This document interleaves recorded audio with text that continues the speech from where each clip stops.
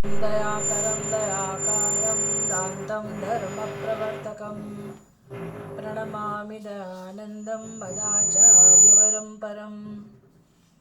ॐ सदाशिवसमारम्भां शङ्कराचार्यमध्यमाम् अस्मदाचार्यपर्यन्तां वन्दे गुरुपरम्पराम्।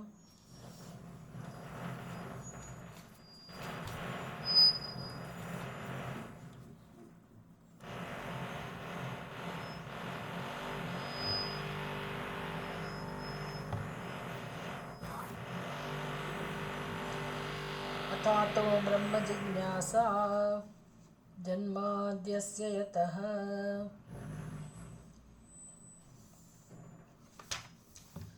પાના નંબર 112.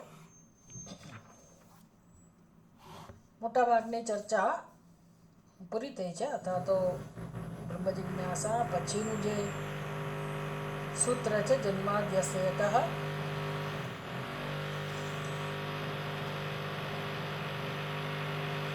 એમાં જગતની જે વ્યાખ્યા છે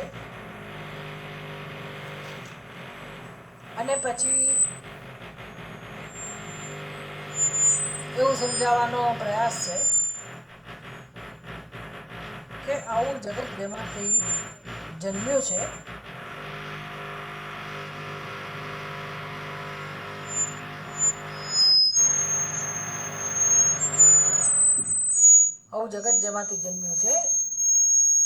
એનું કારણ કેવું હોય, આવા જગતનું કારણ શું હોઈ શકે. એટલે યતઃ અસ્તિ જગતઃ જન્મ સ્થિતિ ભંગ. આ મુખ્ય વસ્તુ છે કે બ્રહ્મને શું કામ જાણવું જોઈએ? કારણ કે એ બ્રહ્મ જગતનું કારણ છે. એટલે જગતનું કારણ બ્રહ્મ જ છે એવું સિદ્ધાંત પક્ષનું કહેવું છે. જગતનું કારણ બ્રહ્મ હોવાથી તમે એ કારણને જ્યારે જાણો તો પછી બધી વસ્તુઓ સમજાઈ જાય અને સત્યનું દર્શન થાય. સત્યનું દર્શન એટલે વસ્તુ જેવી છે એવી જ્યારે આપણે જાણીએ એનું નામ જ મોક્ષ.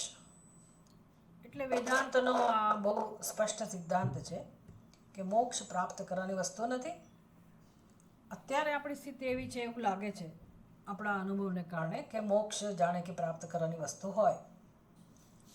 અને અનાદિકાળથી આ અજ્ઞાનના સંસ્કારો છે, દુઃખનો અનુભવ છે, બંધનનો અનુભવ છે, પરવશતાનો અનુભવ છે અને જીવને આ પરવશતા કોઈ કાળે સ્વીકાર્ય નથી. અને જીવાત્મા બિચારો પોતાની રીતે બંધનમાંથી છૂટવાનો પ્રયાસ દરેક જન્મમાં કરે છે. એટલે આ બધી સમજ નથી. દરેક જીવની સ્થિતિ આ છે, પણ મનુષ્યને આ સમજાવી શકાય એવું છે, પણ મનુષ્ય જાણતો નથી. મનુષ્ય દુઃખનો અનુભવ કરે છે, બંધનનો અનુભવ કરે છે, પણ એ બંધન છે એવું એ જાણતો નથી. બંધનનું કારણ જાણતો નથી. એટલોય નથી જાણતો કે હું બંધનમાંથી મુક્ત થવા માટે જ પ્રયત્ન કરું છું, એ પણ એને ખબર નથી. અને દોડે જાય છે. દરેક જન્મમાં મનુષ્ય પોતાની રીતે કર્મ કરે જાય છે અને બંધન વધુ ને વધુ દ્રઢ થતું જાય છે, ત્યાં સુધી કે પછી બંધનમાંથી મુક્તિ મેળવવાની સંભાવના પણ એને પ્રાપ્ત ના થાય. એટલે કે મનુષ્યનો જન્મ, મનુષ્યનું શરીર પણ પ્રાપ્ત ના થાય. આ વાસ્તવિકતા છે, આ વસ્તુ સ્થિતિ છે. એટલે શ્રુતિને તો આ બધી ખબર જ છે. શ્રુતિ તો ભગવાનનું સાક્ષાત સ્વરૂપ છે અને સત્યનું દર્શન કરાવે છે. તો શ્રુતિને તો આ બધા પ્રશ્નોની ખબર છે. શ્રુતિ કહે છે કે આવું બંધન વાસ્તવિક છે જ નહીં અને આવું બંધન હોય પણ ના શકે. કારણ કે સત્ય એવું છે કે જેમાં ક્યાંય દ્વૈત નથી. એટલે કોણ કોને દુઃખ આપે, કોને કોનાથી દુઃખ થાય, કોને ક્યારે દુઃખ થાય, એટલે દ્વૈત હોય ત્યાં જ આ પ્રકારના પ્રશ્નો હોય. શ્રુતિ કહે છે કે જે છે તે બ્રહ્મ છે. સર્વમ ખલુઇદમ બ્રહ્મ. આ શ્રુતિનો સિદ્ધાંત છે, શ્રુતિનું આ કહેવું છે. એટલે હવે આપણને જ્યારે જે જગતનો અનુભવ થાય છે એમાં બ્રહ્માંડનો આપણને ખ્યાલ પણ નથી, કારણ કે આપણી દ્રષ્ટિ નામરૂપ ઉપર છે અને આપણે પોતે એવી સમજ ધરાવીએ છીએ કે આપણે પણ પોતે એક નામરૂપવાળા છીએ અને અનેક નામરૂપ જગતમાં છે, અનેક જીવો છે અને બસ ઉત્પત્તિ સ્થિતિ લય એ જગતની વાસ્તવિકતા છે. આટલી જ આપણી સમજ છે. એટલે શ્રુતિ આપણને એટલે કે મનુષ્યને કહે છે કે ભાઈ જો બંધન સમજવું હોય, બંધનનું વર્ણન કરવું હોય તો એવું કહી શકાય કે અજ્ઞાન અને એમાંથી જન્મતા પ્રશ્નો કાલ્પનિક બંધન છે અને તમારે મુક્ત થવું હોય તો આ શ્રુતિ પ્રમાણ છે. શ્રુતિ પ્રમાણ છે એટલે શું? તો કે જે વસ્તુ જેવી જેવી જણાવે છે જ્યારે, અને આપણે આ સ્વીકાર કરીએ શ્રુતિ પ્રમાણ છે એવો, એક તો શ્રુતિ પ્રમાણ છે એવો સ્વીકાર કરીએ એવું ક્યારે શક્ય બને? જ્યારે મારી બુદ્ધિમાં અજ્ઞાન છે એનો સ્વીકાર કરું ત્યારે. એટલે સર્વત્ર અજ્ઞાન છે, અજ્ઞાનનો પ્રભાવ છે, મારી બુદ્ધિમાં પણ અજ્ઞાન છે, તો હું મારું અજ્ઞાન તો કમસે કમ સમજું, એનો સ્વીકાર કરું. અને મને જે પ્રકારનું જગત જણાય છે તો શ્રુતિ કહે છે કે જગત તો આવું છે, જગતની વાસ્તવિકતા તો આ પ્રકારની છે. એટલે શ્રુતિને ખબર છે કે સત્ય સ્વરૂપ પરમાત્મા જગતના રૂપમાં અભિવ્યક્ત થયો છે. તો એમાં સત્ય મિથ્યાનો વિવેક કરવાથી વસ્તુ જેવી જેવી સમજાય, આ એનો ઉપાય છે. બાકી મોક્ષ સત્ય હોય તો કોઈને પ્રાપ્ત થાય, બંધન હોય ખરેખર સત્ય તો એમાંથી મુક્ત થવાનો પ્રશ્ન રહે. એટલે બંધન જ જો કલ્પના હોય, કાલ્પનિક હોય, અજ્ઞાનને કારણે બંધન અનુભવ થતો હોય તો પછી એ કહેવાતું બંધન ક્યારે દૂર થાય? અજ્ઞાન દૂર થાય ત્યારે. આટલો સરળ સિદ્ધાંત ઉપનિષદનો છે, વેદનો છે. એવું સમજવા માટે માણસ જ્યારે તૈયાર થાય, અનેક જન્મો પછી એવું બનતું હોય અને ગૃહસ્થ આશ્રમમાં પણ એ વેદના ઉપદેશને અનુસાર જીવન જીવ્યો હોય તો પછી એની બુદ્ધિ આ બધું સમજવા તૈયાર થાય. પણ જે વ્યક્તિ સમજી ગયો કે અજ્ઞાન જ બંધન છે અને એ પણ કાલ્પનિક છે, એટલે એ જે ભ્રમ છે આપણા જીવનમાં એ અજ્ઞાનને કારણે થયેલો છે અને એ ભ્રમ દૂર થાય, અજ્ઞાન દૂર થાય તો વસ્તુ જેવી જેવી સ્પષ્ટ થાય. એ સ્પષ્ટ થવું એનું નામ જ મોક્ષ. એટલે મારું સત્ય મને સમજાય કે મારું સત્ય સચ્ચિદાનંદ સ્વરૂપ આત્મા એ છે અને જેને મારું સત્ય કહું છું એ જ વાસ્તવમાં સૌ કોઈનું સત્ય છે. મારું કહેવાનું તો અજ્ઞાનને કારણે છે, ખરેખર સત્ય બધાનું એક જ છે અને એ છે સચ્ચિદાનંદ સ્વરૂપ આત્મા. એટલે એ સિવાયનું જે આપણે જગત માટે વર્ણન કરીએ છીએ એ જે વર્ણન છે એ મિથ્યા છે.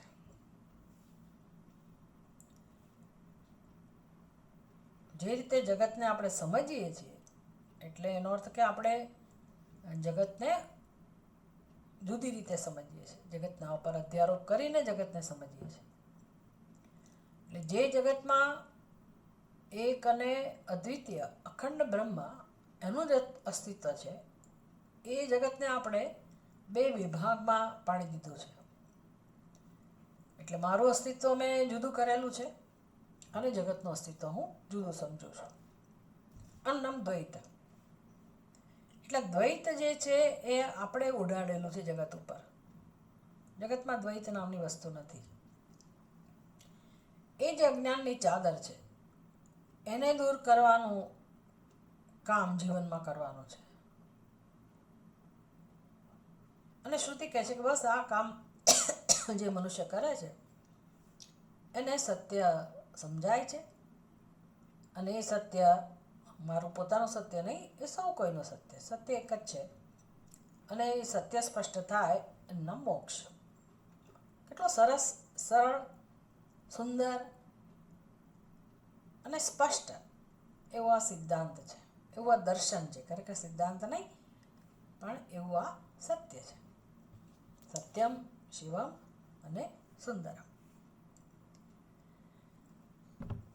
બસ આ સમજવાનો પ્રયાસ કરવો, પુરુષાર્થ કરવો, એનું નામ જ અથાતો બ્રહ્મ જિજ્ઞાસા. તે કહે છે કે તમારે આ સત્ય જીવનમાં જાણવું જોઈએ. એટલે હવે સત્ય સુધી કેમ પહોંચવું અને શું કામ મારે સત્યને જાણવું? તો કે આ જગતનું કારણ છે સત્ય માટે. જગતનું કારણ છે, મારું પોતાનું પણ કારણ છે. તો હું શું કામ મને યથાર્થ રીતે ના જાણું? અત્યારે મને મારું જ્ઞાન છે તો અધૂરું જ્ઞાન છે. એટલે મારા સ્વરૂપને યથાર્થ રૂપે જાણવું હોય તો મારે કારણ જાણવું જોઈએ. હુ એમ આઈ, અહમ અયમ કુતો ભવતી ચિન્વતઃ. હું મારો જન્મ શેમાંથી છે? એકેન વિજ્ઞાનેન સર્વમ વિજ્ઞાનમ વિજ્ઞાતમ ભવતી. આ સિદ્ધાંત છે કે એકને જાણવાથી બધું જણાઈ જાય. તો હું મને જાણું. એથી આ મારા જીવનનો મુખ્ય પુરુષાર્થ હોય, લક્ષ્ય હોય. આ બધી સ્પષ્ટતા સાથે આપણે બ્રહ્મસૂત્રનું અધ્યયન કરીએ તો કંઈક અંદર આપણને વસ્તુ સ્પષ્ટ થાય. અને જીવનમાં શું કરવાનું એ પણ સમજાય કે આ સિવાય બીજું કંઈ કામ કરવાનું રહેતું નથી.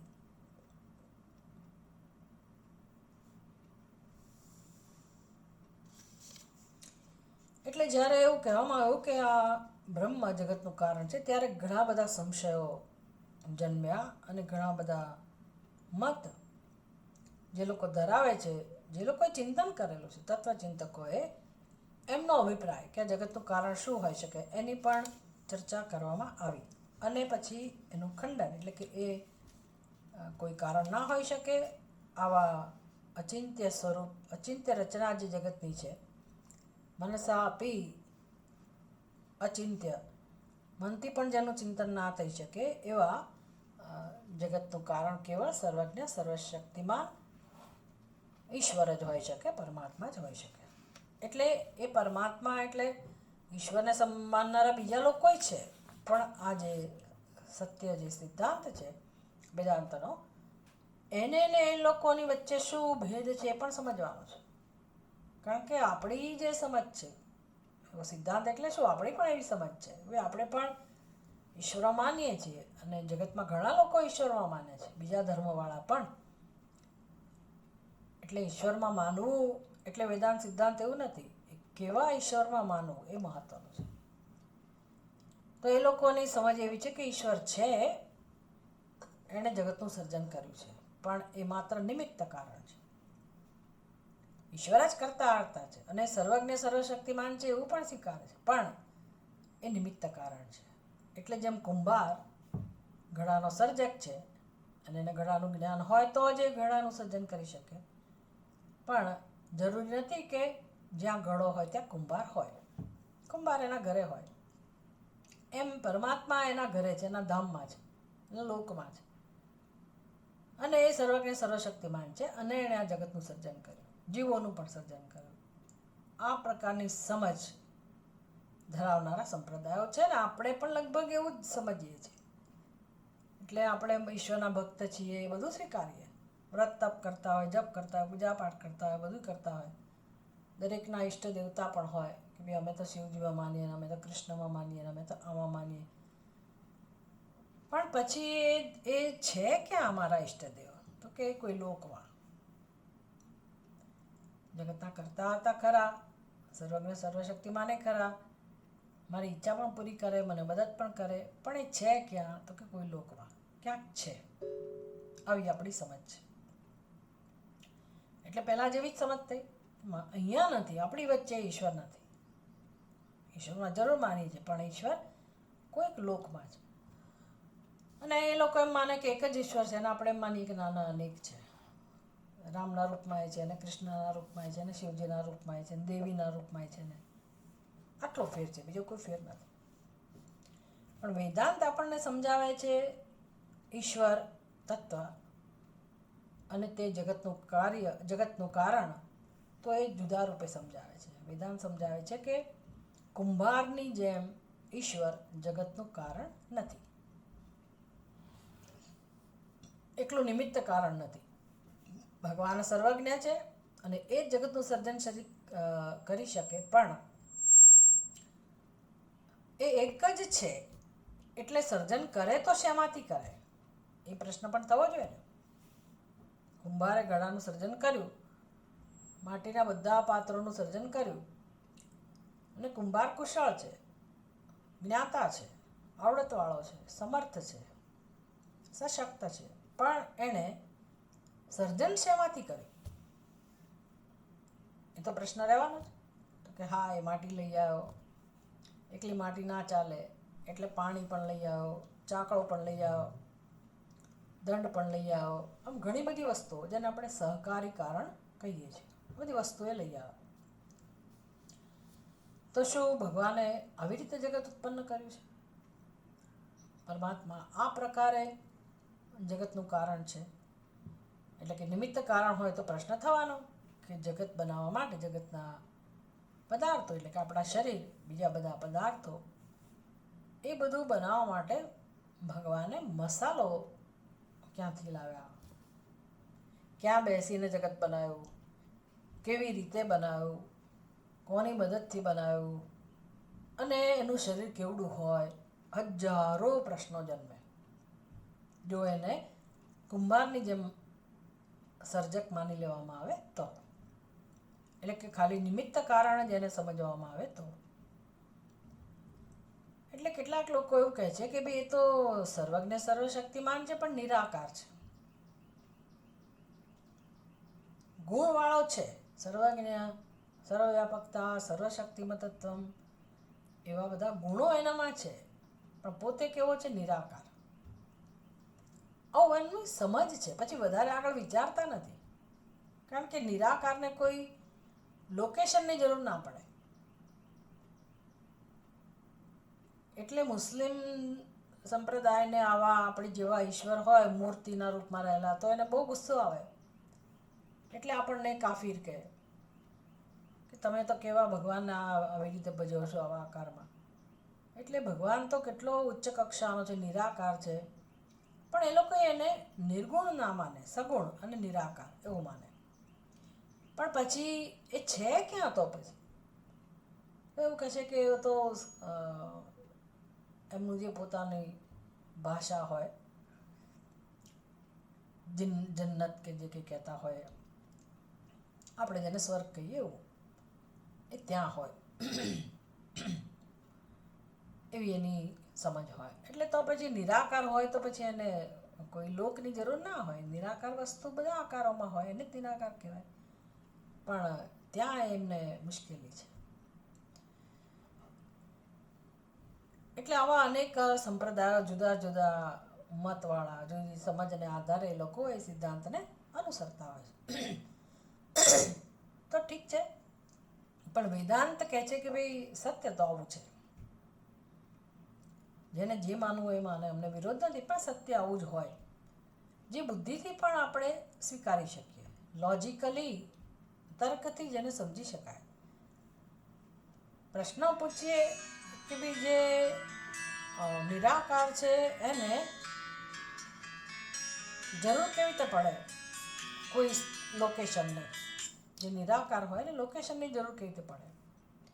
તો એ પ્રશ્ન થયો. તો એ તર્કથી વિરુદ્ધ છે કે નિરાકાર છે ને અમુક જગ્યાએ છે, તો એ તર્કથી સમજી શકાય એવું નથી. એટલે જેટલા પ્રશ્નો જન્મે એ બધાને આપણે તર્કથી સમજી શકીએ, એનો ઉત્તર આપી શકીએ એવું સત્ય હોવું જોઈએ. એટલે ઉપનિષદ આ બધા તર્કોનો જવાબ આપી શકે છે અને આપણે બુદ્ધિથી સમજી શકીએ ઈશ્વર તત્વને. એટલે કે છે કે જુઓ, ઈશ્વર માત્ર સર્વજ્ઞ સર્વશક્તિમાન નિમિત્ત કારણ નથી, એ સર્વવ્યાપક પણ છે. એટલે કે ઉપાદાન કારણ પણ ઈશ્વર જ છે. આ આપણા શાસ્ત્રનું મુખ્ય પ્રદાન છે. આવું ક્યાંય નથી, કોઈ જગ્યાએ નથી આ પ્રકારનું દર્શન, આ પ્રકારનું જ્ઞાન. એટલા માટે ઈશ્વરને અભિન્ન નિમિત્ત ઉપાદાન કારણ કહેવામાં આવે છે. અને તો જ પછી સર્વમ ખલુ ઇદમ બ્રહ્મ શક્ય હોય. અને જો ઈશ્વર આવો જ હોય તો એમાં બધા જ કાર્યનો, બધા નામરૂપનો, બધા જીવોનો, બધા પ્રાણી પદાર્થનો, બધા દેશનો, બધા કાળનો, બધી પરિસ્થિતિનો સમાવેશ એ પરમાત્મામાં થઈ જાય. એટલે આપણો સમાવેશ એ પરમાત્મામાં થઈ જાય, અને તો આપણે એને પૂર્ણ રીતે જાણી પણ શકીએ, અને તો જ મુક્તિ પ્રાપ્ત થાય, મુક્તિનો અનુભવ થાય. જે મુક્તિ સિદ્ધ છે એનો આપણે અનુભવ કરી શકીએ. એટલે એ વસ્તુ અહીંયા હવે સમજાવી રહ્યા છે. થોડીક તો આપણે ચર્ચા જોઈ. એટલે કર્મકાંડ અને જ્ઞાનકાંડ, તો જે મનુષ્ય પોતાના જીવનમાં વેદનો જ આધાર લઈને જીવન જીવતો હતો અને કર્મકાંડમાં શ્રદ્ધા રાખીને પોતાના કર્મો કરતો હતો, હવે એને આ બધી વસ્તુઓ સમજતા થોડી તકલીફ પડે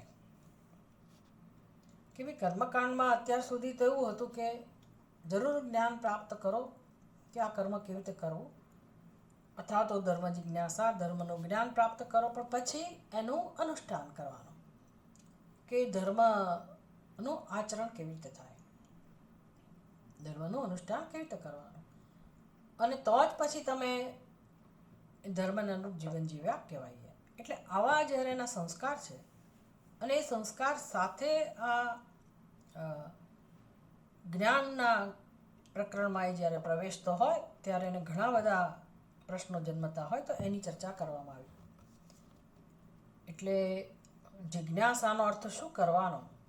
બ્રહ્મ અવગતિ પર્યંતમ, બ્રહ્મનું જ્ઞાન થાય ત્યાં સુધીની જિજ્ઞાસા. હા, મને તો સત્સંગની ઈચ્છા તો ઘણીવાર થાય, ભગવાન વિશે વિચાર તો ઘણા આવે, એટલે મારા જીવનમાં બ્રહ્મ જિજ્ઞાસા છે એવું નહીં. બ્રહ્મ જિજ્ઞાસા કર્તવ્ય. આ જે ઉપદેશ છે એનો શું કરવાનો કે મને બ્રહ્મનું જ્ઞાન સ્પષ્ટ રીતે થાય. બ્રહ્મનું જ્ઞાન એટલે શું? તો કે પોતાના સ્વરૂપની અનુભૂતિ, અપરોક્ષ અનુભૂતિ, એને કહેવાય બ્રહ્મ અવગતિ. જ્યાં સુધી મને બ્રહ્મનો અનુભવ ના થાય, હું બ્રહ્મ છું, ત્યાં સુધી બ્રહ્મ જ્ઞાન થયું કહેવાય નહીં.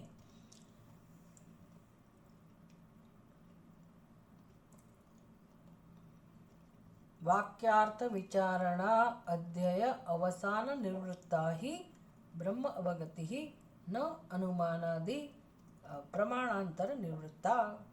તો આ અનુભૂતિ શેનાથી થાય છે?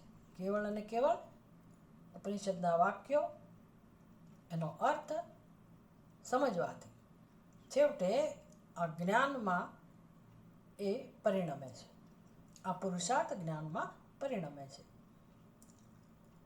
માત્ર તર્કથી કે બીજા કોઈ પ્રમાણથી આત્મજ્ઞાન થતું નથી.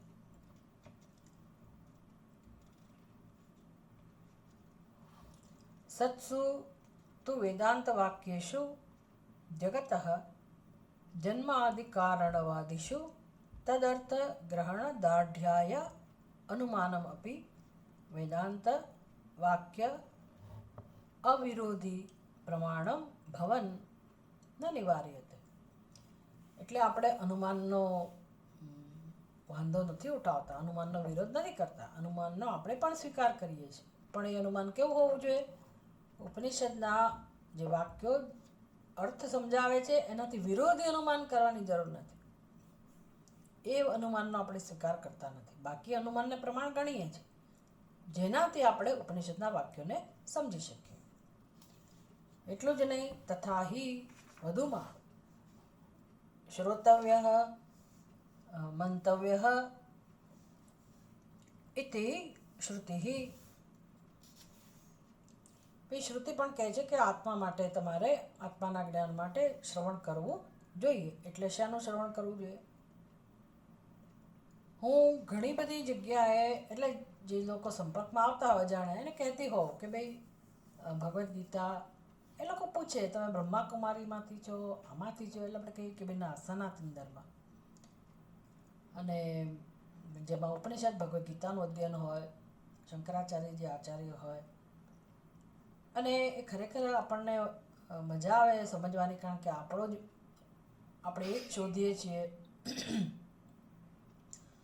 તો એ લોકો કહે છે કે અમે ટીવી ઉપર બધું સાંભળીએ છીએ, મોબાઈલમાં સાંભળીએ છીએ, પેલા કુમાર વિશ્વાસને અને ફલાણાને ઢીકણાને કે એટલું સરસ કહે છે, આંખમાં આંસુ આવી જાય.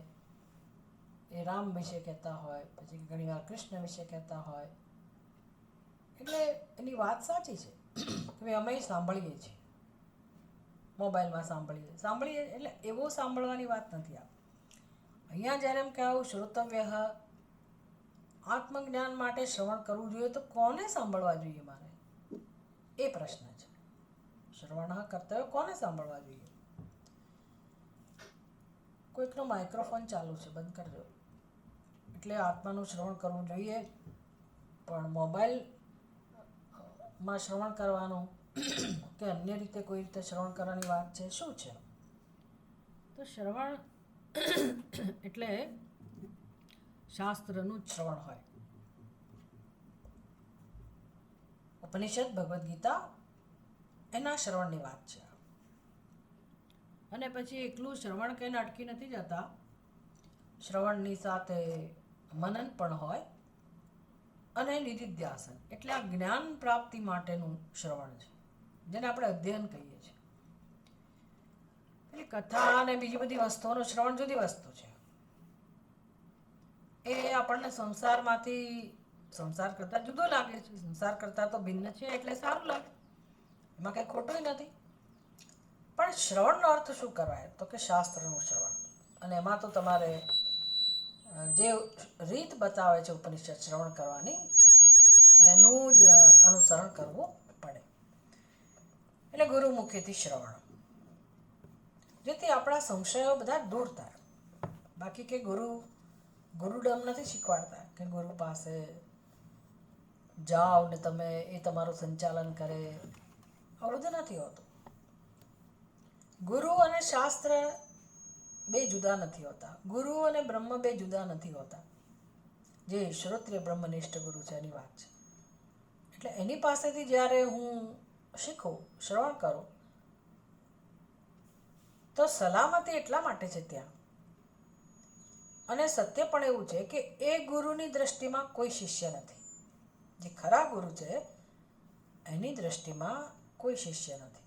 એટલે કે કોઈ અજ્ઞાની નથી, કોઈ બંધન, કોઈ જીવ નથી. ચલો ને એટલું કહો ને, એની દ્રષ્ટિમાં કોઈ પરમાત્માથી ભિન્ન એવો જીવ હોય એવું નથી.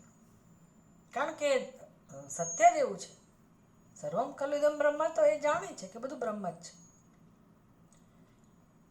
તો આપણે એવું સમજીએ છીએ એટલે આપણી બુદ્ધિમાં આ જ્ઞાન છે અને આપણે મદદ જોઈએ છે એટલે મદદ કરે છે. બાકી એ શું કામ, જ્યારે એની દ્રષ્ટિમાં કોઈ એનાથી ભિન્ન છે જ નહીં, તો કોને એ શું કામ પોતાના નિયંત્રણમાં રાખે?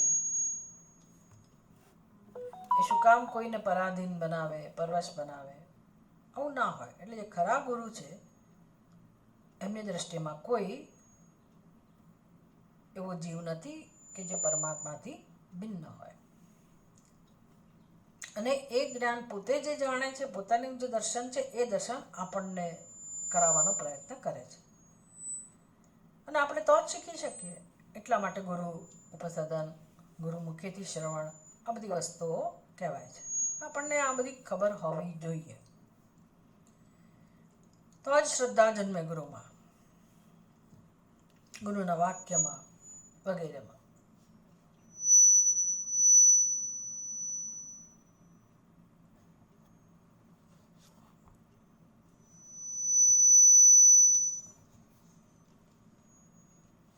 પછી યુક્તિની વાત કરી, અનુભવની વાત કરી.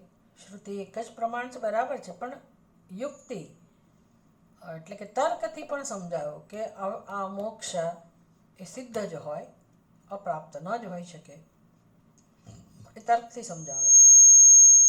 અને અનુભવ, યુક્તિ એટલે તર્ક, અને ત્રીજી વસ્તુ અનુભવ. કે તમે મોટી મોટી વાત તો કરો જ છો આ બ્રહ્મજ્ઞાનની, પણ કોઈને થયું ખરું? અમે તો આટલા વર્ષોથી શ્રવણ કરીએ છીએ, અમને તો કંઈ બ્રહ્મનું દર્શન થતું નથી, અમને તો કંઈ આ બધી વસ્તુઓ, હા અમે અધ્યયન કરીએ છીએ પણ જીવોત્પન્ન અનુભવ જતો નથી. કદાચ કોઈ એવું કહે તો ભાઈ ઘણા બધા લોકોને બ્રહ્મનો અનુભવ થયો છે. બહવઃ જ્ઞાન તપસા પૂતા, જ્ઞાનરૂપી તપશ્ચર્યાથી ઘણા બધા યોગીઓ, મુનિઓ, તપસ્વીઓ પવિત્ર થયા છે. અને મદભાવ માગતા, ભગવાન કહે છે કે એમણે મને પ્રાપ્ત કર્યો છે. બસ એક એવું મળી જાય દ્રષ્ટાંત કે કોઈ કે પ્રાપ્ત કર્યો છે, એનો અર્થ કે હું પણ કરી શકું, બીજા પણ કરી શકે. એટલે આ જ્ઞાન કેવું છે? અનુભવ અવસાનત્વાત, અનુભવાવસાનત્વાત ભૂત વસ્તુ વિષયત્વાચ બ્રહ્મ જ્ઞાનસ્ય.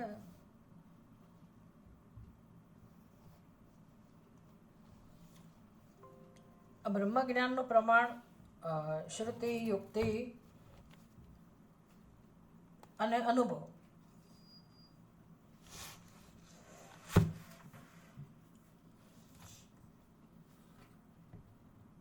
શ્રુતિ, યુક્તિ અને અનુભવ ત્રણેય બ્રહ્મ જ્ઞાનનું પ્રમાણ છે. કારણ કે બ્રહ્મ વસ્તુ જેવી છે. અનુભવ અવસાનત્વાદ, 113 પાના ઉપરનું ભાષ્ય. અનુભવ અવસાનત્વાદ. બ્રહ્મ જ્ઞાન વસ્તુ જેવી છે કે એ અનુભવમાં જ પરિણમે, ખાલી વાતો ના હોય. ઘણી બધી વસ્તુ એવી છે કે તમને જ્ઞાન સ્પષ્ટ હોય એનું, પણ એ તો વિષય તો તમારાથી ભિન્ન જ હોય. આ એવું જ્ઞાન નથી. બ્રહ્મ જ્ઞાન કેવા પ્રકારનું જ્ઞાન છે? તો કે જેનો અનુભવ થાય જ, અને અનુભવ થાય એટલે શું? એ બ્રહ્મ મારાથી ભિન્ન નથી એવો અનુભવ. એવા પ્રકારે અપરોક્ષ જ્ઞાન જેનું સ્વરૂપ છે એવું આ જ્ઞાન છે. ભૂત વસ્તુ વિષયત્વાચ. ભૂત વસ્તુ એટલે શું? ભૂત એટલે જે સિદ્ધ જ છે. ભૂતનો અર્થ કરવાનો સિદ્ધ. ભૂત પ્રેત કે પંચમહાભૂત એવો અર્થ નહીં. ભૂત વસ્તુ વિષયત્વાચ એટલે કે વિષય કયો છે બ્રહ્મ જ્ઞાનનો? સિદ્ધ વિષય એટલે આત્મા. બ્રહ્મ જ્ઞાનસ્ય વિષય ભૂત વસ્તુ. બ્રહ્મ જ્ઞાનનો વિષય જે આત્મા છે સિદ્ધ છે, એટલે કે અનુભવી શકાયો છે. માટે શ્રુત્યાદિનામેવ પ્રામાણ્યમ સ્યાત. શ્રુતિ વગેરે જ એનું પ્રમાણ હોઈ શકે. બીજા બધા દર્શનથી કે બીજા બધા પ્રમાણથી, આમ તો એ લોકો માટે પ્રમાણ તો શાસ્ત્ર જ હોય, પણ એ લોકોને પોતાનો અનુભવ પણ હોય કે ભાઈ અમારા ગુરુજીએ જે રીતે પરમાત્મા તત્વનો અનુભવ કર્યો એ પ્રકારે એણે ઉપદેશ આપ્યો, અને એમાંથી આખો પંથ ચાલતો હોય. એટલે એમના ઈષ્ટ દેવતા જુદા પ્રકારના હોય. એમના ગુરુએ કહ્યા એવું એનું સ્વરૂપ હોય પરમાત્માનું. પણ અહીંયા તો શ્રુતિ પ્રમાણ છે. પછી મારા મતને સિદ્ધ કરવા માટે હું શ્રુતિનો ઉપયોગ કરું, જુદી વસ્તુ છે. પણ શ્રુતિ જ્યારે પ્રમાણ છે ત્યારે એ જે બ્રહ્મની વાત કરે છે એ બ્રહ્મ અનુભવનો વિષય છે, સાક્ષાત્કારનો વિષય છે, અને એ સિદ્ધ વસ્તુ જ છે. બીજા બધા લોકોએ જે પોતાના જ્ઞાનથી, અનુભવથી પરમાત્માના સ્વરૂપને નક્કી કર્યું હોય તો એમાં આપણે શ્રદ્ધા રાખવી પડે, પણ અનુભવ ના કરી શકીએ. અનુભવ ક્યારે થાય? તો કે જ્યારે હું સ્વર્ગમાં જાઉં ત્યારે. એ પરમાત્મા જે લોકમાં બિરાજમાન હોય ત્યાં હું જાઉં ત્યારે મને અનુભવ થાય. તો એવું કોઈ આપણને પ્રમાણ ના મળે કે ભાઈ કોઈ કહેનારું કે ભાઈ હું જઈ આવ્યો સ્વર્ગમાં અને મને બ્રહ્મનો અનુભવ થઈ ગયો, આવું કહેનારું કોઈ ના મળે. એ શક્ય પણ નથી. પુરુષ અધીન આત્મલાભત્વાચ કર્તવ્યસ્ય.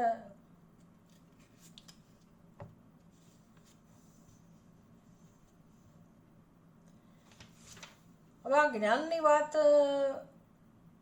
ની સાથે શ્રુત્યાદીનામ એવ પ્રામાણ્યમ સ્યાત. પુરુષ અધીન આત્મલાભત્વાચ.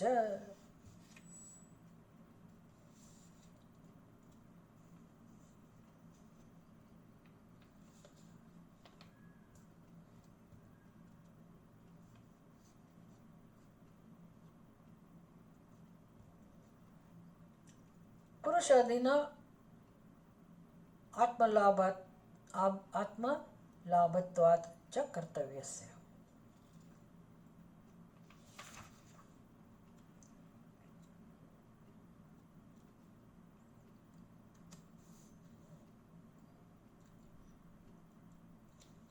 હવે બીજી વસ્તુ સમજાવે છે. આપણે ક્યાં સુધી આપણા સિદ્ધાંતને સમજ્યા? અનુભવ અવસાનત્વાદ ભૂત વસ્તુ વિષયત્વાદ ચ બ્રહ્મ જ્ઞાનસ્ય. આ આપણો વિષય પૂરો થયો. બ્રહ્મ જિજ્ઞાસા એટલે કે બ્રહ્મ જ્ઞાન, એનાથી જ મોક્ષ શક્ય છે. માટે બ્રહ્મની જિજ્ઞાસા કરવી જોઈએ. આ વસ્તુ આપણને સરખી રીતે સમજાવી અને કહું કે ભાઈ આના માટે શ્રુતિ પ્રમાણ છે. યુક્તિ, અનુભવ, એનો ભલે આપણે ઉપયોગ કરીએ, એ બધા ભલે પ્રમાણ હોય, પણ મુખ્ય પ્રમાણ શ્રુતિ છે. અને એનાથી શ્રુતિના ઉપદેશ પ્રમાણે જ્યારે આપણે સમજવાનો પ્રયાસ કરીએ તો બ્રહ્મનો અનુભવ પણ થાય છે. એટલે પછી આપણે પ્રમાણ બની જઈએ છીએ અને એ સિદ્ધ વસ્તુ છે. એટલે મને સમજાય કે હા, અહમ બ્રહ્માસ્મિ, સર્વમ ખલુ ઇદમ બ્રહ્મ, બધું સત્ય આપણે સમજી શકીએ. હવે વિષયાંતર તો ના કહેવાય, પણ હવે સરખામણી કે જો કર્મકાંડમાં કઈ વસ્તુ કામ કરે છે. કારણ કે પેલો મનુષ્ય હજી આ સમજવા તૈયાર નથી. એના સંસ્કાર કર્મ કરવાના છે. એટલે કહે છે ભાઈ મોક્ષ, તમે જ્ઞાનની વાત ભલે કરો, પણ કરવું તો જોઈએ જ. કશું કરવું તો જોઈએ જ. જ્ઞાનની સાથે કશું કરવાથી મોક્ષ મળે, એવો એનો આગ્રહ છે, જેને આપણે જ્ઞાન કર્મ સમુચ્ચય કહીએ છીએ. એટલે એને હવે સમજાવે છે કે કર્તવ્ય હિ વિષય. જો ધર્મનો જ્યારે ધર્મની જિજ્ઞાસાની જ્યારે વાત હતી, ધર્મ વિભાગની જ્યારે ચર્ચા થતી હતી, ત્યારે કર્મકાંડની અંદર અથવા તો ધર્મ જિજ્ઞાસા, ધર્મના જ્ઞાનની જ્યારે વાત હતી, બ્રહ્મ જ્ઞાન અને ધર્મ જ્ઞાનમાં શું ફેર છે? તો કે ધર્મ એ અનુષ્ઠાનનો વિષય છે, એમાં કર્મની અપેક્ષા છે, પછી ફળ મળે. બ્રહ્મ જ્ઞાનમાં આવી કોઈ અપેક્ષા નથી. એટલે આપણે ઘણા લોકો એવું બોલ કરતા હોઈએ છીએ કે સત્સંગ તો કરીએ જ છીએ, જ્ઞાન તો પ્રાપ્ત કર, પણ એમાં શું થઈ ગયું? આપણી વિરોધી ઘણા લોકો હોય ને એવું કે એના જીવનમાં ક્યાં કશું છે, એના આચરણમાં ક્યાં કશું છે. એટલે તમે ક્યારે આ બધું કામમાં આવે, આચરણમાં ઉતારો તો. એની વાત સાચી છે, પણ એને આત્મજ્ઞાનને સંબંધ નથી. એ આચરણ મારું વિરોધી હોય તો એને કારણે મારી અંદર જે ખોટા સંસ્કાર છે, ખોટી આદત છે, કે મેં હજી એ દિશામાં કામ નથી કર્યું, મારી નબળાઈ છે, એને કારણે જોવા મળે છે. પણ બ્રહ્મ જ્ઞાન એ આખી જુદી વસ્તુ છે. એનું આચરણ ના હોય. તમે દસમાને એમ કહો કે ભાઈ તું દસમો છે, હવે તારે દસમાને શોધવાની જરૂર નથી, પણ તમે એવું કહો કે આ તું દસમો છે ખરો, પણ પછી તારે આટલા પ્રાણાયામ કરવા પડશે, આટલા કલાક ધ્યાનમાં બેસવું પડશે, તો જ તને દસમો મળશે, એવું હોય? જે વ્યક્તિ દસમાને શોધતી તેને ખબર પડી ગઈ કે હું દસમો છું, તો હવે એને શું કરવાનું? અપવાસ કરવાના, તીર્થયાત્રા કરવાની? હું દસમો છું એ જાણવા માટે એને જે કરવું એ કરે, પણ દસમો છું એ જાણ્યા પછી એને કશું કરવાનું નથી. એને ફળ મળી ગયું, કારણ કે એની શોધ, દસમાની શોધ જે હતી, એનો જવાબ મળી ગયો એને. એટલે હવે એ કશું કરે તો જ એને દસમાનો લાભ મળે, પોતાના દસમાપણાનો, કે દસમો છું એ સત્યનો લાભ એને પછી જ મળે, એવું કશું રહ્યું જ નહીં. કારણ કે દસમો સિદ્ધ જ હતો, દસમો હતો જ. એમ બ્રહ્મ સિદ્ધ જ છે, આત્મા સિદ્ધ જ છે. મને ખબર નથી કે આત્માનું સ્વરૂપ કેવું છે. એટલે આચરણનો પ્રશ્ન નથી કે મને બ્રહ્માસ્મિ તત્વમસી કહું એટલે હવે હું એનું આચરણ કરું પછી જ મને સમજાય, એવું નથી. નિષ્ઠા એટલે નિધિધ્યાસનની જરૂર છે. તે ખોટા સંસ્કારો વચ્ચે આવે અને આપણને જીવત્વમાં લઈ જાય, ઘસડી જાય, એટલે આપણે નિધિધ્યાસન પુરુષાર્થની આવશ્યકતા રહે, એ સમજાય.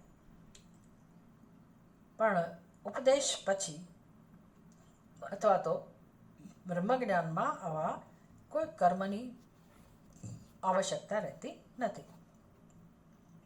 કર્મની એટલે આચરણની, અનુષ્ઠાનની આવશ્યકતા નથી. હા, તમે વસ્તુ સમજતા જાઓ, તમારું વ્યક્તિત્વમાં પરિવર્તન આવે તો આચરણ આપોઆપ બદલાવાનું છે, એ જુદી વસ્તુ છે. અને બદલાવવું પણ જોઈએ, એ તો શાસ્ત્ર કહે જ છે, એ જુદી વસ્તુ છે. હવે પણ એ કર્તવ્ય વિષય, કારણ કે કર્મ એટલે એ માણસ શું કામ કર્મ કરે છે? કારણ કે એને એવી સમજ છે કે કરવું જોઈએ, શાસ્ત્રે કહ્યું છે માટે કરવું જોઈએ. હું બ્રાહ્મણ છું, મારા આટલા કર્તવ્ય કર્મ હોવા જ જોઈએ અને કર્તવ્ય પ્રમાણે મારે જીવન જીવવું જોઈએ. તો કહે છે કે એ જે ઉપદેશ છે એ કેવા પ્રકારનો છે? કર્તવ્ય હિ વિષય ન અનુભવ અપેક્ષા અસ્તિ ઇતિ શ્રુત્યાદિનામ એવ પ્રામાણ્યમ સ્યાત. જ્યારે કર્તવ્યની વાત આવે ત્યારે અનુભવ મને થશે કે નહીં એવી અપેક્ષા નથી. એમાં તો શ્રદ્ધા શ્રુતિના વાક્યમાં છે. શ્રુતિએ કહું કે મારે આ કરવું જોઈએ એટલે કરવાનું જ. પછી મને એનું અનુભવ શું થશે, ફળ શું મળશે, એની અપેક્ષા રહેતી નથી. ન અનુભવ અપેક્ષા અસ્તિ અને શ્રુત્યાદિનામ એવ પ્રમાણમ સ્યાત. એટલે શ્રુતિ પ્રમાણ છે એવી આપણી પૂરી શ્રદ્ધા છે, અનુભવ વગર. એ શું તે કહું એટલે મારે કરવાનું, શાસ્ત્રે કહું એટલે મારે કરવાનું. આ કર્તવ્ય વિષય છે. પુરુષાધીનત્વ પુરુષ અધીન આત્મલાભત્વાચ કર્તવ્ય. હવે હું કર્તવ્ય કરીશ તો મને લાભ થશે, એ મારી શ્રદ્ધા છે. કર્તવ્યનું પાલન કરવાથી મને લાભ થશે. પુરુષ અધીન આત્મલાભત્વાત, એટલે જે કર્તવ્ય કરે એને એનો લાભ મળે. કર્તવ્યમાં આવું બધું હોય એટલે હું એ કર્તવ્ય કરું તો જ મને લાભ મળે એનો. કર્તુમ અકર્તુમ અન્યથા વા કર્તુમ શક્યમ. અને એમાં કેવું છે, બધું આધાર કોના ઉપર છે? પુરુષ અધીનત્વાત, એટલે પુરુષ તંત્ર ઉપર. પુરુષ તંત્ર એટલે શું? એમાં મારો આત્માનું સ્વરૂપ જે હોય તેની સાથે મારે સંબંધ નથી. મારો અહંકાર, મારું કર્તૃત્વ એ નક્કી કરે. એને કહે પુરુષ અધીન. હું નક્કી કરું કે ભાઈ શાસ્ત્ર કહે છે મારે કરવું કે ના કરવું. કર્તુમ અકર્તુમ અન્યથા વા કર્તુમ શક્યમ.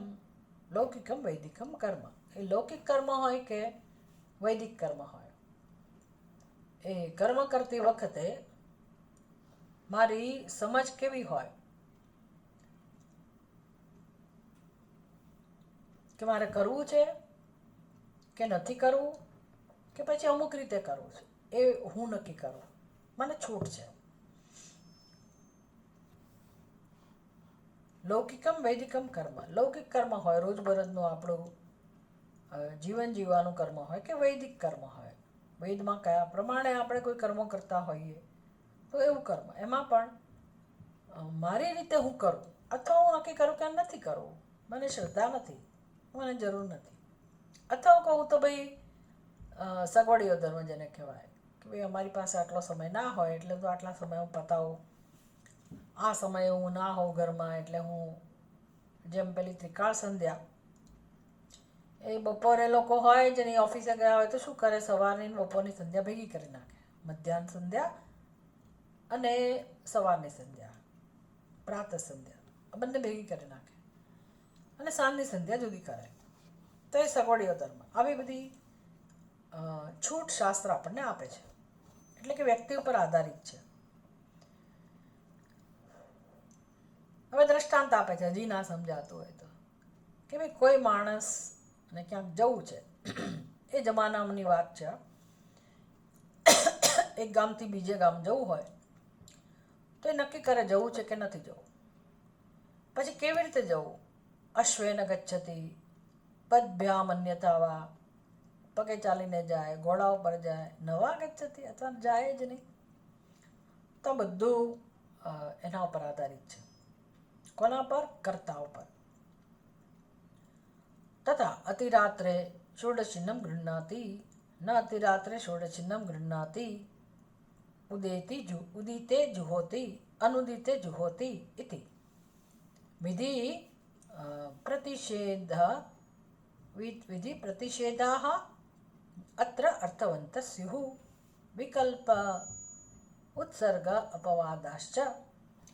એટલે પેલું જે ઘોડા ઉપર જાય છે કે પગે જાય છે સાદા લૌકિક કર્મની વાત કરીએ. વૈદિક કર્મ કેવા હોય? વૈદિક કર્મમાં શાસ્ત્ર કે ભાઈ અતિરાત્રે ષોડશીનમ ગૃહ્ણાતિ. અતિરાત્રે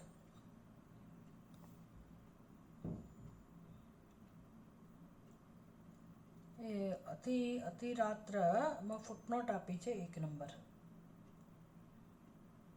1 નંબરની યાગ ભેદ એટલે એ કોઈક યજ્ઞનું નામ છે. અને षोडशी को ग्रहण करता है. તો એક પ્રકારનું યજ્ઞ પાત્ર, ષોડશી યજ્ઞ પાત્ર છે. એટલે અતિરાત્રે ષોડશીનમ ગૃહ્ણાતિ. બે અમુક યજ્ઞની અંદર એ આ પાત્રને લે છે કે અથવા તો લેવું જોઈએ. ન અતિરાત્રે ષોડશીનમ ગૃહ્ણાતિ કે ભાઈ આ યજ્ઞમાં આ પાત્ર ન લેવું જોઈએ. પછી વેદના વાક્યો છે ઉદિતે જુહોતિ, સૂર્યોદય થાય ત્યારે આહુતિ આપો. કેટલીક જગ્યાએ એવું છે કે અનુદિતે જુહોતિ એટલે સૂર્ય ઉગતા પહેલાં તમે આહુતિ આપી દો. ઇતિ વિધિ પ્રતિષેધાઃ અત્ર અર્થવંત્ય સ્યુઃ. એટલે આ બધા યોગ્ય સાબિત થાય છે. અર્થવંત એ અનુષ્ઠાનમાં, વિધિ અનુષ્ઠાનમાં આ બધા વાક્યો હોય છે. એટલે કેટલાક યજ્ઞમાં સવારે તમે આહુતિ આપો, કેટલાક યજ્ઞમાં સૂર્યોદયની પહેલાં આહુતિ આપો. આ ટાઈપનું માં ભિન્નતા હોય આવા વિધિ વાક્યોમાં. બંને રીતે સમજાવે છે કે કર્તવ્ય કર્મમાં શું વસ્તુ છે. તો કે શાસ્ત્ર પણ આ રીતે ભિન્ન ભિન્ન રીતે વાત કરે એક જ કર્મ માટે, એક જ વ્યક્તિ માટે. બીજું, કર્તવ્યની અંદર કર્તવ્યનું પાલન કરનાર વ્યક્તિ મહત્વનો છે. એને કહેવાય પુરુષ અધીન, પુરુષ તંત્ર. કર્મ કરનાર પોતાની રીતે નક્કી કરે. આમ કર્મ આખું કેવું છે, કર્મનું સ્વરૂપ કેવું છે? તો કે એમાં કર્તા જે છે એની સમજ, એની સ્વતંત્રતા, આ બધું એના ઉપર વ્યક્તિ ઉપર આશ્રિત છે, વ્યક્તિની ઈચ્છા ઉપર આશ્રિત છે. અને વૈદિક કર્મ હોય તો એ વેદના વિધાનો પર આશ્રિત છે. અને એ વિધાનો પણ કેવા છે? તો કે ભિન્ન ભિન્ન પ્રકારના. જ્યારે બ્રહ્મ જ્ઞાનમાં કેવું છે? તો કે પુરુષ તંત્ર નથી, એ કેવું છે? વસ્તુ તંત્ર. એટલે કે વિષયની વાત કરે છે. કયો વિષય છે? બ્રહ્મ એટલે કે આત્મા. એમાં કોઈ પ્રકારની ભિન્નતા કે ભિન્ન પ્રકારના વાક્યો જેનો ભિન્ન અર્થ થતો હોય એવા વાક્યનો ઉપયોગ અને એ પ્રકારનો ઉપદેશ આવું નથી. શ્રુતિ પણ આ રીતે વાત નથી કરતી. અને મને કોઈ સ્વતંત્રતા નથી, બ્રહ્મને હું જુદી રીતે જાણું, મારી રીતે જાણું. ન જાણું તો કંઈ નહીં, પણ એનો અર્થ એવો નથી કે મારું સ્વરૂપ બ્રહ્મ ના હોય. બ્રહ્મ તો દરેકનું સ્વરૂપ છે જ, અને આવું જ છે. અસ્તિ ભાતિ પ્રિય, એ જ એનો સ્વભાવ છે.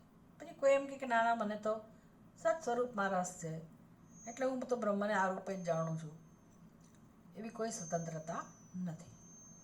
કેમ? તો કે મારા ઉપર આશ્રિત નથી, કર્તા જ્ઞાતા ઉપર આશ્રિત નથી. આ વસ્તુ કોના પર આશ્રિત છે? એ વિષય પોતે નક્કી કરે, બ્રહ્મ પોતે નક્કી કરે કે મારો સ્વભાવ શું છે, મારું સ્વરૂપ શું છે વગેરે. આ બંને ભેદ છે. નતુ વસ્તુત્વેવમ નૈવમ અસ્તિ. બ્રહ્મ માટે એવું નથી કે છે કે નથી. કોઈ એમ કે બ્રહ્મ છે અને કોઈ એમ કે બ્રહ્મ નથી. આવું પણ શક્ય નથી. વિષય પોતે પણ છે કે નહીં એ પણ શક્ય નથી. નાસ્તિ વા વિકલ્પ્યતે. એટલે તમે એવું કહો કે ના ના આવું બ્રહ્મ નથી, એવું હું તો એવું માનું છું કે એટલે બ્રહ્મ વિશે આવા કોઈ વિકલ્પો થઈ શકે નહીં. હવે જે વ્યક્તિ એવું કહેતી હોય કે બ્રહ્મ નથી, કે હું બ્રહ્મમાં નથી માનતો કે નથી માનતી, તો શ્રુતિ કહે છે ભાઈ જે કહેનારો છે એની જ વાત કરીએ છીએ અમે. બ્રહ્મ એટલે શું એ તો જાણ પહેલા. તું એમ કે હું બ્રહ્મમાં નથી માનતો, પણ તું જે કહી રહ્યો છે એની વાત કરીએ છીએ અમે. તું ક્યારે કહી શકે? તું હોય ત્યારે જ ને, તારું અસ્તિત્વ હોય તો જ તું કહી શકે ને. તો એ તું કહેનારો એ જુદી વસ્તુ છે, અમને એનાથી મતલબ નથી. તારે બ્રહ્મ વિશે જે કહેવું હોય કે, પણ અમે તો તારી જ વાત કરીએ છીએ. હુ આર યુ, તારું સ્વરૂપ શું છે એની વાત છે. એટલે આવા કોઈ વિકલ્પને બ્રહ્મ જ્ઞાનમાં સ્થાન જ નથી. વિકલ્પના હાતુ પુરુષ બુદ્ધિ અપેક્ષા.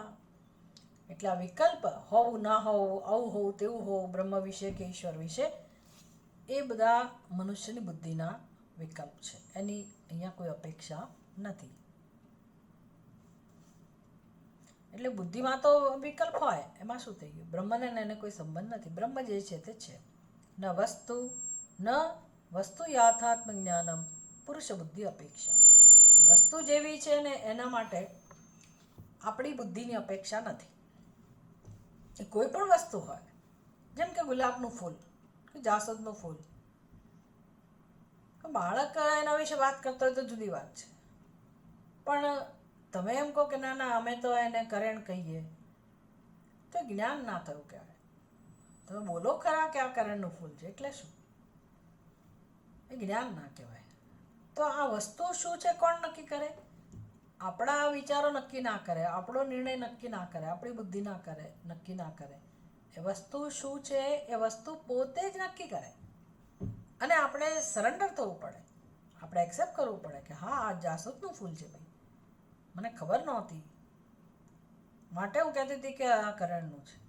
સ્વીકારવું પડે કે આ જાસૂદનું ફૂલ છે. એમ કોઈ પણ વસ્તુ જેવી છે એવું શેના પરથી નક્કી થાય? એ વસ્તુ પોતે જ નક્કી કરે. મારા આડેધડ નિર્ણયથી વસ્તુનું સ્વરૂપ નક્કી ના થાય. મારો નિર્ણય મારી બુદ્ધિમાં એ વસ્તુને અનુરૂપ હોય ત્યારે જ મને વસ્તુનું જ્ઞાન થયું કહેવાય. બાકી હું બડબડાટ ઘણોય કરું. એમ એનો અર્થ એવો થયો કે બ્રહ્મ વિશે, બ્રહ્મ જેવું છે એના વિરુદ્ધ જો કોઈ કહેનારા હોય તો એનો બડબડાટ છે. એનાથી બ્રહ્મને કોઈ ફેર પડતો નથી. બ્રહ્મ જે છે તે જ છે.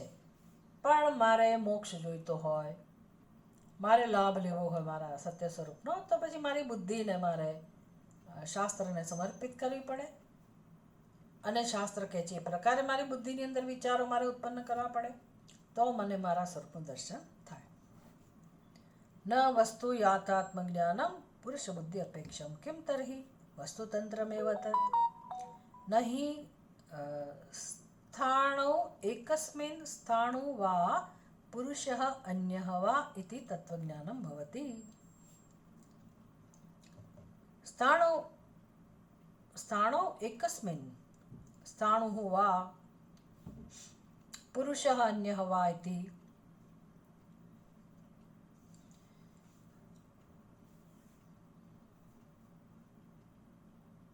ઝાડનું ઠૂઠું દેખાયું તો હવે એ ઠૂઠું છે, એ ઠૂઠું છે એમાં ખરેખર વૃક્ષ છે કે કોઈ પુરુષ છે કે પછી કંઈ બીજું કંઈ છે, એવો કોઈ નિર્ણય કરે. અહીંયા ઝાડના ઠૂઠાની વાત કરી. આપણને બહુ આ બધો અનુભવ નથી, પણ એ જમાનામાં લોકો અંધારામાં ચાલતા હોય એટલે આ બધા ભય બહુ થતા હોય ઉત્પન્ન. એક ગામથી બીજે ગામ જતા હોય અને અંધારું હોય, લાઇટો ના હોય, અને ઝાંખો ઝાંખો પ્રકાશ હોય, જરા જરા દેખાતું હોય, તો એ માણસને એવું લાગે કે એકલો જતો હોય તો એવું લાગે કે અહીંયા ચોર છુપાયો છે કે ભૂત છે. હોય માત્ર ખાલી એક ઝાડનું ડાળું, એ સહેજ આમ હલતું હોય એટલે એમ લાગે કે જો એના હાથ છે ને એનું માથું છે ને આકૃતિ જોઈને એવું લાગે કે કોઈક માણસ જ છે, તો ભયભીત થાય. પછી હવે કોઈ એને સમજાવવાનો પ્રયાસ કરે તો એમ કે ના ના અહીં તો ભૂત જ છે. અને પછી તમે જે એમ કહો છો કે ઝાડનું ઠૂઠું છે, તો પછી ભૂત જુદું, એટલે ભૂત છે કે નથી ઝાડનું ઠૂઠું છે અથવા તો એ ભૂત દેખાય છે કે કોઈ માણસ દેખાય છે તો એ છે કે નથી અથવા એનાથી ભિન્ન છે. આવા આવા જે નિર્ણયો હોય કે ના ના મેં તો ખરેખર રાત્રે રસ્તામાં માણસને જ જોયો હતો, કોઈ કહે કે ના મેં તો ભૂત જ જોયું હતું. ન તત્વજ્ઞાનમ ભવતી, આવું તત્વજ્ઞાન ના હોય. એટલે ભલે ને જાણું ઠૂઠું હોય, એ ઠૂઠું છે એવું જ્ઞાન જ્યાં સુધી મારી બુદ્ધિમાં ના થાય એનું નામ તત્વજ્ઞાન. તત્વજ્ઞાન એટલે આત્માની જ વાત નથી કરવાની. આ દ્રષ્ટાંતમાં જેમ કે દોરડાની જગ્યાએ કોઈને સર્પ દેખાય અને બીજી વ્યક્તિ કે ના ના ત્યાં તો ફૂલની માળા પડી છે, ત્રીજી વ્યક્તિ કે ના ના હવે ત્યાં તો વાંકી ચૂકી લાકડી પડેલી છે, તો એ યથાર્થ જ્ઞાન થયું ના થયું. યથાર્થ જ્ઞાન ક્યારે થાય કે જો ત્યાં દોરડું પડેલું હોય, દોરડું જ સત્ય હોય અને નિર્ણય જ્યારે એવો આવે કે દોરડું જ છે અને ત્યાં માળા પણ નથી, પાણીની ધારા પણ નથી કે આવી કોઈ વાંકી ચૂકી લાકડી પણ નથી, એવો સ્પષ્ટ નિશ્ચય થાય, એનું નામ તત્વજ્ઞાન, યથાર્થ નિશ્ચય. એટલે એ કોણ નક્કી કરે? દોરડું પોતે. પછી ત્યાં મારી સ્વતંત્રતા ના ચાલે કે ના ના મને તો માળા જ દેખાય છે. દેખાય તો દેખાય, તારી પાસે રાખતું તારો નિર્ણય. એટલે મારી બુદ્ધિને મારે પછી સમજાવવી પડે જો સત્ય જાણવું હોય તો હું એ નિર્ણય સાથે ફર્યા કરું કે ના ના એ તો ફૂલની માળા છે, બધાને શું ખબર પડે, તો એ તત્વજ્ઞાન નથી. હું ભલે કહું મારો નિર્ણય ગમે તે હોય પણ એ તત્વજ્ઞાન નથી. એટલે તત્વજ્ઞાનમાં આપણી બુદ્ધિ સ્વતંત્ર રીતે નિર્ણય કરે એ ન ચાલે. તત્ર પુરુષ અન્ય હવાયથી મિથ્યા જ્ઞાનમ. એટલે આ દ્રષ્ટાંતમાં કહે છે કે તમે એમ કહેતા હો કે ના ઝાડના ઠૂઠાની જગ્યાએ તો કોઈ માણસ જ હતો ચોક્કસ કે ભૂત જ હતું, તો એ મિથ્યા જ્ઞાન છે. સ્થાણું હું એવ ઇતિ તત્વજ્ઞાનમ. તત્વજ્ઞાન કોને કહેવાય? વિના ત્યાં ઝાડનું ઠૂઠું જ હતું, છે અને હશે, એ જ સત્ય છે. આવું જ્યારે નિર્ણય થાય બુદ્ધિમાં એનું નામ છે તત્વજ્ઞાન. એ દ્રષ્ટાંતના સંદર્ભમાં વસ્તુ તંત્રત્વાત. કેમ તમે એને તત્વજ્ઞાન કહો છો? તો કે ઝાડનું ઠૂઠું નક્કી કરે કે હું કોણ છું. એટલે મારી બુદ્ધિમાં એનાથી ભિન્ન કોઈ નિર્ણય હોય તો મારે એ નિર્ણયોને તપાસવા પડે અને એ વસ્તુને અનુરૂપ નિર્ણય કરવો પડે. આ જ્ઞાન કહેવાય. એમ અત્યારે મારી તમારી બુદ્ધિમાં આપણા વિશે જે કંઈ નિર્ણયો છે એ શ્રુતિ કહે છે એનાથી વિરુદ્ધ છે. એ આપણે પહેલાં સમજવું જોઈએ. કોઈ કે ના ના હું તો જીવ જ છું, કોઈ કે હું તો જન્મેલો જ છું, પુરુષ છું, સ્ત્રી છું, જે આપણા વિશે આપણા બુદ્ધિમાં નિર્ણય છે તો કે છે શ્રુતિના અનુરૂપ જો નિર્ણય નથી તો મિથ્યા જ્ઞાન છે, એ સત્ય નથી. એટલે તત્વજ્ઞાન કોને કહેવાય? તો કે જેવું તત્વ છે એવું જાણો. આત્મતત્વ જે પ્રકારે છે એને અનુરૂપ મારી બુદ્ધિમાં નિર્ણય જન્મે એનું નામ તત્વજ્ઞાન છે. એવમ ભૂત વસ્તુ વિષયાણામ પ્રામાણ્યમ વસ્તુતંત્ર. એટલે જે વસ્તુ સિદ્ધ જ છે એના માટે પ્રમાણ કોણ છે? તો કે વસ્તુ પોતે. એ જેવી છે એવી જ આપણે જાણીએ તો જ એનું જ્ઞાન થયું કહેવાય. તત્ર એવમ સતી. કર્મમાં આવું નથી, એ સમજાવી રહ્યા છે. કર્મમાં આવું કશું નથી. કર્મમાં હું જ આધાર છું, હું જ નક્કી કરનાર છું મારે કરવું ના કરવું, કેવી રીતે કરવું, તો એ પુરુષ અધીન છે.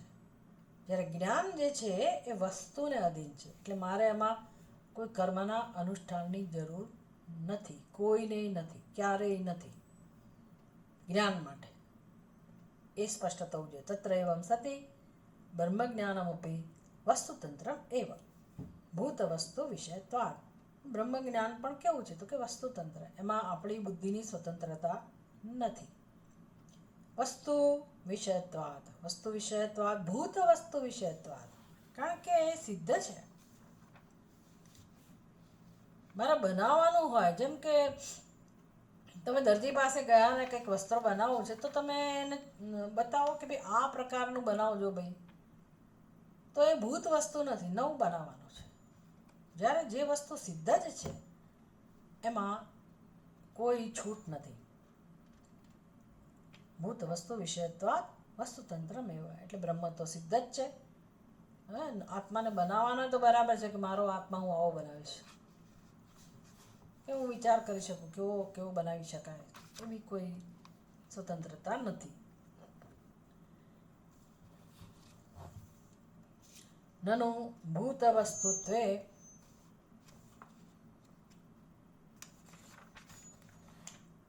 બ્રહ્મણઃ પ્રમાણાંતરવિષયત્વમ એવ ઇતિ વેદાંતવાક્ય વિચારણા અનર્થિકા એવ પ્રાપ્તા. હવે નવી દલીલ છે.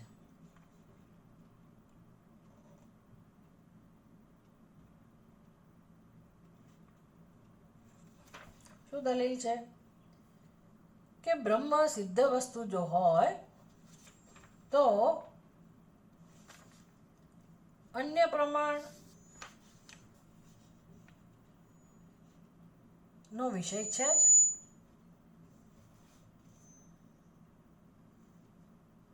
બ્રહ્મ વસ્તુ સિદ્ધ જ હોય તો કોઈ પણ પ્રમાણથી જાણી શકાય. જેમ કે આપણો ગળો સિદ્ધ વસ્તુ છે તો એમાં શાસ્ત્રની ક્યાં જરૂર છે? જગતના વિષયો બધા સિદ્ધ જ છે ને, તો એમાં શાસ્ત્રની ક્યાં જરૂર છે? આપણે રીતે જાણીએ છીએ. કેટલીક વસ્તુઓ આપણે જોઈને નક્કી કરીએ છીએ તો રૂપ આંખો પ્રમાણ છે. કેટલીક વસ્તુ ચાખીને નક્કી કરીએ છીએ કે દાળ બરાબર બની છે કે નહીં, મીઠું નાખ્યું છે કે નહીં. તો શું પ્રમાણ છે આપણી પાસે? સ્વાદેન્દ્રિય પ્રમાણ છે. રંગ નક્કી કરવા માટે ચક્ષુ પ્રમાણ છે. શબ્દ નક્કી કરવા માટે શ્રોત્ર પ્રમાણ છે. એમ જગતની જેટલી સિદ્ધ વસ્તુઓ છે તો આપણી પાસે બીજા ઘણા પ્રમાણ છે. શ્રુતિ પ્રમાણની શી જરૂર છે? આત્મા જો આવું જ હોય, સિદ્ધ વસ્તુ હોય તો એને અન્ય પ્રમાણથી જાણી જ શકાય. શ્રુતિની જરૂર શું કામ છે? વેદાંત વાક્યની જરૂર નથી રહેતી. માટે વેદાંત વાક્ય વિશે વિચાર કરવાની જરૂર નથી. નનુ ભૂત વસ્તુત્વે બ્રહ્મણઃ પ્રમાણાંતર વિષયત્વમ એવ ઇતિ. ભૂત વસ્તુત્વે, ભૂત વસ્તુ એટલે સિદ્ધ જ વસ્તુ છે આત્મા, જગતના વિષયોની જેમ. તો એને જાણવા માટે બ્રહ્મણઃ પ્રમાણાંતર વિષયત્વમ એવ, બીજા પ્રમાણથી જાણી જ શકાય. શું કામ વેદાંતના વાક્યનો વિચાર કરવાનો? એટલે અનર્થિકા. તમે કહો છો ને, અથવા તો બ્રહ્મ જિજ્ઞાસા જરૂર નથી. જન્માદ્યસ્ય આ બધા એક પછી એક સૂત્રો તમે લાવવા માંડે, એવો કોઈ વિચાર કરવાની જરૂર નથી. તો વેદાંત વાક્ય વિચારણા અનર્થિકા, એનો કોઈ અર્થ રહેતો નથી. આવું નક્કી થયું. આ પૂર્વ પક્ષ આવ્યો. રસ્તા રોકો આંદોલન આગળ નહીં જવા દઈએ. પૂર્વ પક્ષનું કામ આવું જ છે. શું કામ અમે સત્સંગ કરીએ? શું કામ અમે શ્રવણ કરીએ? શું કામ અમે આ શાસ્ત્ર માથાકૂટ કરીએ આટલી અઘરી વસ્તુ સમજવા? શું કામ? એટલે કેટલા લોકોને વિરોધ છે શાસ્ત્રના અધ્યયનમાં. એને થોથા કે આખી જિંદગી આ થોથા ફેનો તોય કંઈ નહીં વળે ને કશું નહીં વળે. હવે એ નથી જેને સિદ્ધ થવું એની વાત જુદી છે, પણ તમે યોગ્યતા કેળવો તો તમને કેટલું બધું જાણવા મળે છે આમાંથી. થોથા નથી ભાઈ, સરસ્વતી છે, પરમાત્માની વાણી છે. એ લોકોનો અહંકાર કે અમે તો અનુભવની વાત કરીએ છીએ. પણ અનુભવની વાતમાં તમે ક્યાં સુધી તમારા અનુભવને ખેંચી શકો? જે અનુભવ હોય એમાં અનુભવ કરનાર અને અનુભવનો વિષય ભિન્ન જ હોય. જ્યારે આ શ્રુતિ પ્રમાણ છે એ કોની વાત કરે છે? અદ્વૈતની વાત કરે છે. એટલે એમાં હું અનુભવ કરનાર હોઉં બ્રહ્મનો એવું વસ્તુ જ નથી. મને બ્રહ્મનો અનુભવ થઈ ગયો એવું બ્રહ્મજ્ઞાની ના કહી શકે. જો એવું કહેતો એ જાણતો નથી બ્રહ્મને, એવું આ જ્ઞાન છે. અનુભવ કરનાર અને અનુભવનો વિષય કોઈ ભિન્ન નથી રહેતા. એટલે ભાષ્યકાર જવાબ આપે છે, ન ઇન્દ્રિય અવિષયત્વેન સંબંધ અગ્રહણાત. ભાઈ તમે જે સિદ્ધ વસ્તુઓની વાત કરો છો જગતના વિષયોની, એમાં કેવું છે? ઇન્દ્રિયોથી તમે વિષયોનો સંપર્ક કરી શકો છો કે ભાઈ કેવા રંગનું છે, કેવો સ્વાદ છે વગેરે. જ્યારે આત્માને ઇન્દ્રિય સાથે આ પ્રકારનો સંબંધ શક્ય નથી. સંબંધ અગ્રહણાત. આંખથી આત્માને જોઈ ના શકાય, કાનથી સાંભળી ના શકાય, જીભથી ચાખી ના શકાય.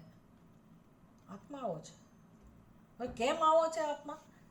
કેમ ના એને ચાખી ના શકાય, જોઈ ના શકાય? ચક્ષુષઃ ચક્ષુઃ, કર્ણસ્ય કર્ણઃ, શ્રોત્રસ્ય શ્રોત્રમ, મનસઃ મનઃ. વિચાર કરો, આટલું સૂક્ષ્મ છે. જેને કારણે બુદ્ધિ કામ કરે, જેને કારણે મન કામ કરે છે, જેને કારણે ઇન્દ્રિયો કામ કરે, એને તમે કેવી રીતે ઇન્દ્રિયોથી જાણી શકો? બુદ્ધિથી જાણી શકો, મનથી જાણી શકો. આ રીતે આત્માને જાણવાનો છે કે મારાથી ભિન્ન કોઈ વિષયને જાણવાની વાત નથી. એટલે હવે કયું પ્રમાણ તો પછી જ્ઞાનનું મારી પાસે રહ્યું? જેટલા જ્ઞાનના પ્રમાણ છે જેનો હું ઉપયોગ કરું છું જ્ઞાન પ્રાપ્ત કરવા માટે અને જેને જાણું છું, બધા વિષયો કેવા છે? મારાથી ભિન્ન. એટલે હું એનો કોઈક ને કોઈક રીતે એનો સંપર્ક કરીને એનો અનુભવ કરું છું, જ્ઞાન પ્રાપ્ત કરું છું. જ્યારે આત્માઓ વિષય જ નથી, યતો વાચો નિવર્તન્તે અપ્રાપ્ય મનસા સહ. એટલે એ એવો વિષય જ નથી કે જેનો હું સંપર્ક કરી શકું, અને સંપર્ક કરવાની જરૂર પણ નથી. એવી રીતે મારે જાણવાનું. શિવોહમ, અહમ શિવઃ, પૂર્ણોહમ, મારી વાત છે. અને એ જ્ઞપ્તિ સ્વરૂપ છે, અનુભૂતિ સ્વરૂપ છે. એટલે હવે એનો અનુભવ કરવાની ક્યાં જરૂર હોય? કરવો હોય તો શેનાથી કરવો? એનો કોઈ ઉત્તર જ નથી. મારે બધું પડતું જ મૂકવું પડે, બધા પ્રયત્નો પડતા મૂકવા પડે, અને જે છે એનો સ્વીકાર કરવો પડે. અંતિમ સત્ય અસ્તિ ભાતિ પ્રિય, અહમ અસ્મિ સદા ભામી, કદાચિન અહમ ન અપ્રિય. આવું જ આત્મતત્વ છે, અહમ બ્રહ્માસ્મિ. એનું દર્શન મને શ્રુતિ કરાવે છે. એટલે શ્રુતિ પ્રમાણ છે. જ્યાં સુધી મને મારું દર્શન નથી થતું ત્યાં સુધી. એ દલીલ આપણે આગળ વિચારીશું પછીના ક્લાસમાં. ઓમ પૂર્ણમદ પૂર્ણમિદમ પૂર્ણાત પૂર્ણમુદચ્યતે પૂર્ણસ્ય પૂર્ણમાદાય પૂર્ણમેવાવશિષ્યતે. ઓમ શાંતિ શાંતિ શાંતિ. હરિ ઓમ. શ્રી ગુરુભ્યો નમઃ. હરિ ઓમ.